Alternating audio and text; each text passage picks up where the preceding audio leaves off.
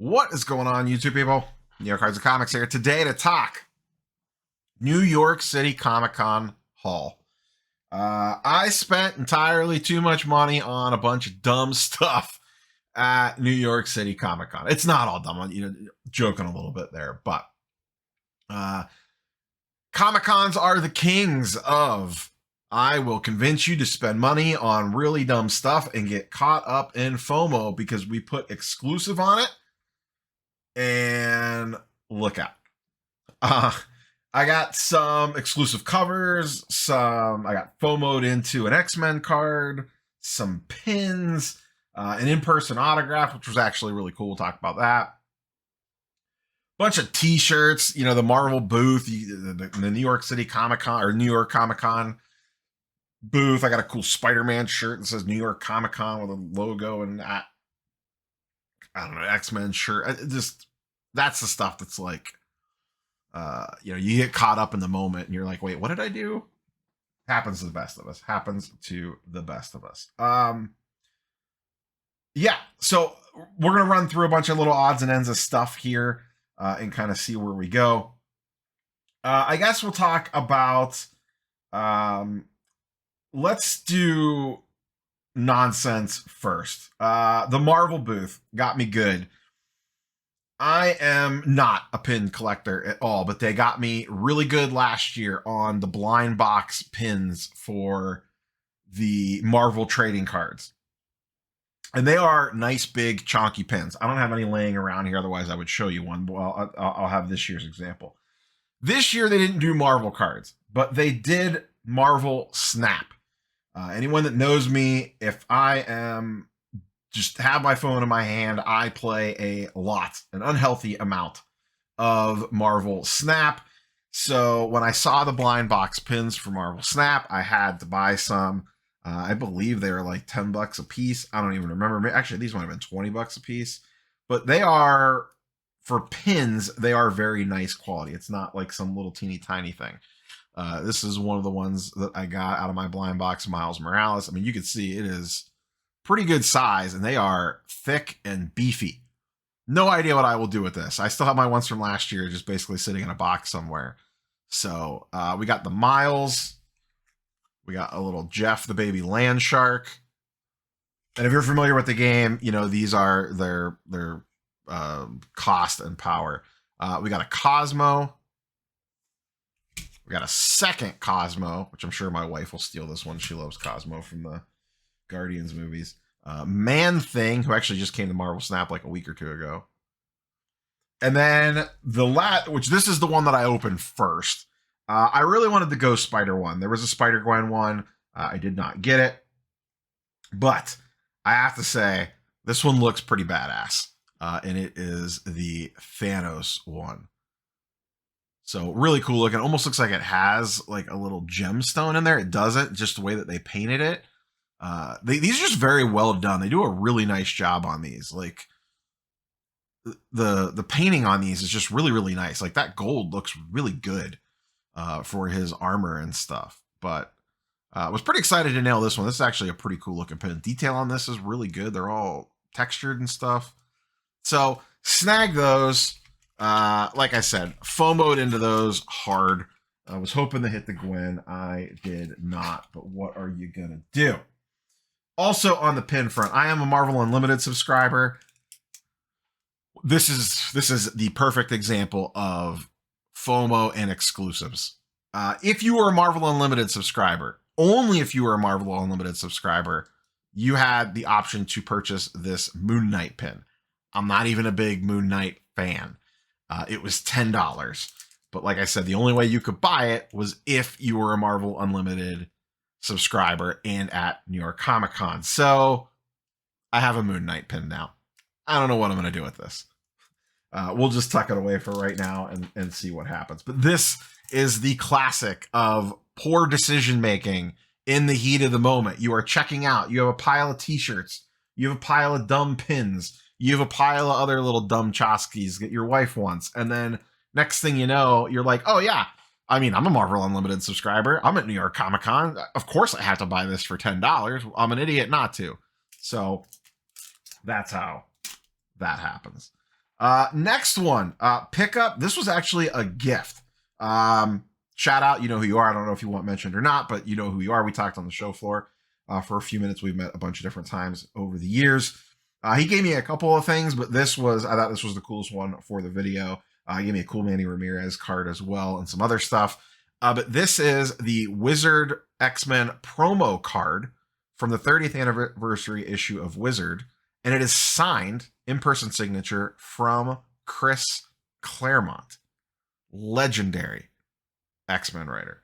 So that's really cool. And the other cool thing, which I don't know if he remembered this or not, I mentioned to him on the show floor, actually have this issue of Wizard CGC graded that I bought at HeroesCon last year. So now I have this card signed by Claremont to match up with it. So that is really, really cool. Shout out once again. Thank you for the gift. Let's get into some comics. I am not typically one to buy raw books. I am also not typically one to chase con exclusives. However, two different things happened. One, there was a ton of Spider-Gwen con exclusive covers. So that was trouble. Two, on Friday, I saw in the Marvel card group, Alex Ross, legendary Marvel artist, done a bunch of iconic stuff, had a promo where if you bought something from his booth, he had his own booth on the show floor. If you bought something from the booth, you got a promotional Marvel card with it, an X-Men Marvel card with it. And that was the only way to get the card. Well, it was a set of set of 5. And it is an homage to the X-Men Jim Lee cover from the 90s. He did his own take on it, and the card set mirrors that. So, of course, I had to go over there and buy something from the booth to get the card. Even though I did not complete the set, I just got one card because it was limit 1 per purchase. So I did not have the variant cover of that one, so I went ahead and snagged it. I don't want to take it all out. It's a gatefold cover. They had it raw for $30 or signed for $70. So, of course, I just went ahead and snagged the signed copy. This book I might, don't know yet. I need to do some poking around. I might actually send this to CBCS. CBCS will do a non-witnessed signature and a yellow label. CGC will not. So I might take advantage of those new CBCS labels and try them out. That's right. I may be doing my first ever comic book grading submission. I have never submitted comics to grade, but I have a pile of stuff here and I wouldn't mind getting some of it slabbed up. So there is a chance we have our first ever grading submission here very soon from the channel. So that one is signed by Alex Ross himself. And then I got the promo card. So this is the section that I got. Good section. There's a section with Beast that's a little meh. There's a section with Wolverine and Cyclops that's cool. One with Magneto as well, but this one's got Gambit, Colossus, Psylocke, and Rogue, so pretty solid one to get. It is a printed on signature. That is not signed in person by Alex Ross, but snagged that one. So, of course, now I got to hunt eBay trying to find the other copies. Mentioned it earlier, bunch of Gwen exclusive covers. The other thing, if you were not aware, the hot thing this year, the theme of New York Comic Con this year was foil-based covers. Lord, oh Lord, we went back to the 90s. Foil-based covers were everywhere as con exclusives. I picked up, let me see, what's the ordering here? So we have the Amazing Spider-Man 32 variant edition. I don't think this one was a con exclusive, at least this version of it. So this is just the base cover for Amazing Spider-Man 32. Once again, listen, variant covers, I think they are a gimmick. I generally don't like them. I don't chase them. I don't invest in them. But Spider-Man covers, I'm always a sucker for. So I know what I'm doing. I shouldn't say I know what I'm doing. I know what I'm getting into when I buy them. I do not expect them to go up in value. I collect them because I enjoy collecting them. So we have this one. That's just the base version of it. And then the foil version. This was the con exclusive one. You can see the white part of the suit is in foil, and this does not have the trade dress on it, so it is the Virgin. If you're not sure what that means, trade dress means it has the title of the comic book at the top and the numbering and all that, and then Virgin means none of that stuff was on there, and it's literally just the artwork.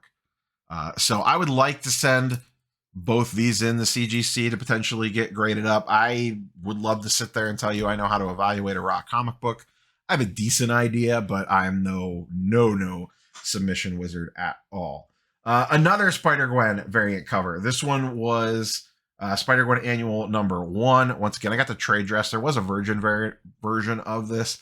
I actually, if there's a choice, I prefer trade dress. I like having the title of the book and the number and all that stuff on there. So this is Spider-Gwen Annual number 1, the New York Comic-Con edition. So I went ahead and snagged that one. This is the same book, Annual number 1, variant cover, Virgin. This was from, was this Unknown Comics? No, I forget which one. I think these were Unknown Comics. I don't remember where this one was from. So that's a Virgin edition of that one. And this was a con exclusive as well. And then last but not least, we have Amazing Spider-Man 29. Similar to the other version of Amazing Spider-Man, we have the base copy and the foil version of it. So, like I said, probably send these off to CGC and get them graded. See if we can get some 9/8. Might send this one off to CBCS. Not sure yet. We'll see. Once again, I would only really be doing that just to kind of get it encapsulated so it's all graded up for us. I wouldn't even necessarily care what it would grade. I know it has a little bit of a ding on the bottom left corner there on that one. Last but not least, the coolest thing in the entire show. We saved the best for last. I did not do this last year when we went, but I did in-person autograph this time around. This one popped up kind of last minute. It was not initially announced when we bought our tickets. It was for Mary Elizabeth Winston. If you were not sure who she is, she played Hera on Ahsoka from the live action show that was just out not too long ago. A lot of people might know her as Ramona Flowers from Scott Pilgrim versus the World.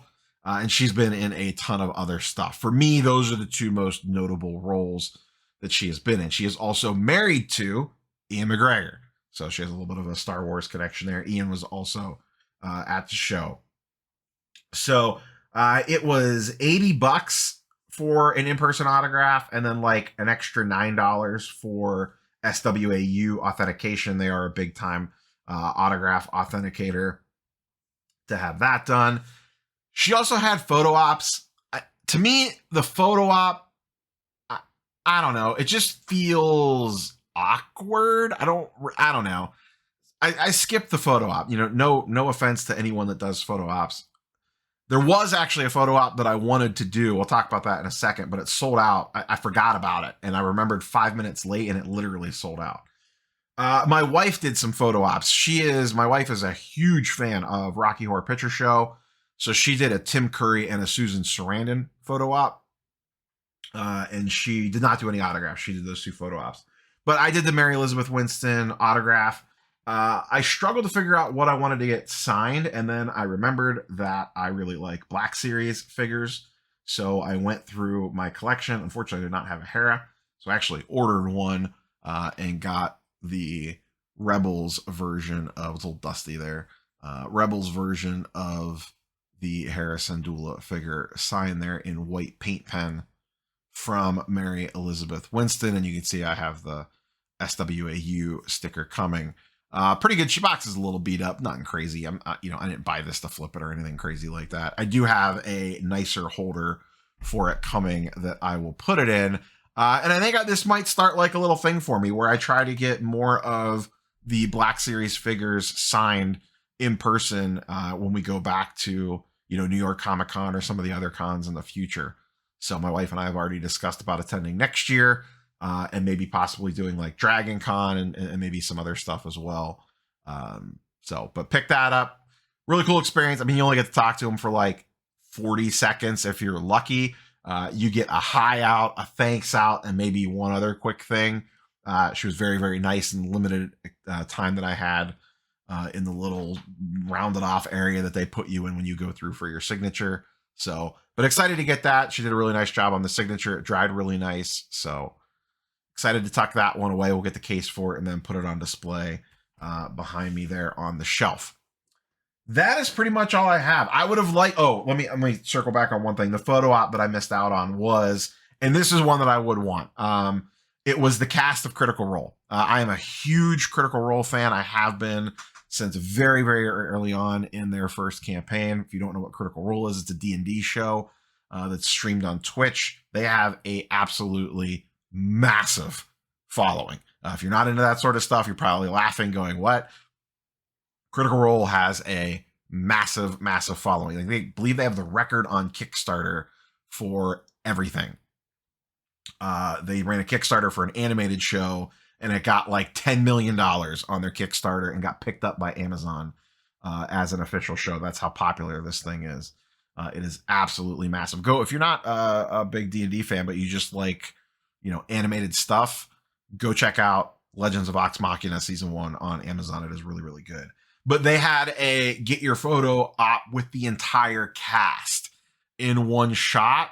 And it was like 300 and some bucks. I was 100% ready to throw down for that and literally missed it. It sold out nearly instantly. I went on sale at like 11:30, like 11:45. I was like, oh crap, and got on my phone and it had sold out already.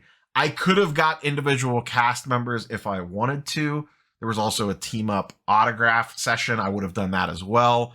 But that sold out instantly. So sad times. Sad times that I missed out on that one. A few other things that I would have taken part of that we missed out on. Tom Hiddleston was there on Saturday and Sunday, but we were on the show Thursday and Friday. I would have 100% paid to get a Loki card autographed by Tom Hiddleston. His signature was kind of expensive. It was like $300, I think. 250 maybe. But I would have paid to get, I was going to get a Marvel Series 1 90MU Loki card signed by Tom Hiddleston and then send it in the PSA for authentication. I thought that would have been really, really cool. The Chris Evans was there. I considered it, but he sold out. Ian McGregor, I wish I would have done that one too. It sold out nearly instantly. There's a big queue system for NYCC stuff, and the queue gods did not favor me that day.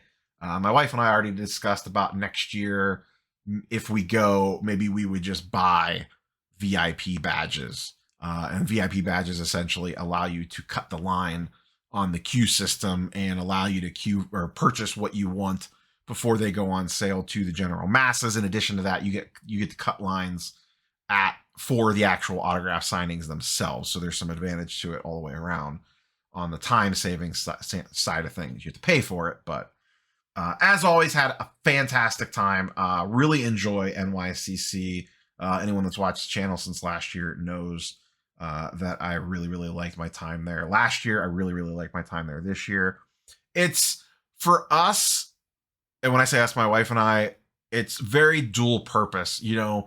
I get stuff out of it from a content side of things, from a networking side of things. We have an enjoyable time because she likes attending that sort of stuff. It is way more enjoyable for her to attend a Comic-Con than the National, for example. So she enjoys walking around the show floor and standing in line for autographs and like all that other stuff. So that's a big advantage from like just a family perspective, that we both enjoy doing that. And the fact that it's in New York City, my wife loves New York City. You can combo it with hey, we'll do a couple days at the con. We usually do a day in the city. It's New York, so there's a billion good restaurants to go try out and things to go do and cool things to check out. So there's just a lot of fun, enjoyable things that you could do that aren't necessarily on the show floor. And like I said, we both kind of get stuff out of it. So it's a work trip. It's a business trip. It's a little bit of a fun time as well. So we get to check mark a lot of different boxes when you go to NYCC for me. That is all I have for you, boys and girls. Let me know what your favorite pickup was. Mine is definitely the Mary Elizabeth Winston auto for sure. by a mile. That was my favorite experience of the entire show. But that's all I got. We'll catch you boys and girls in the next one. Peace.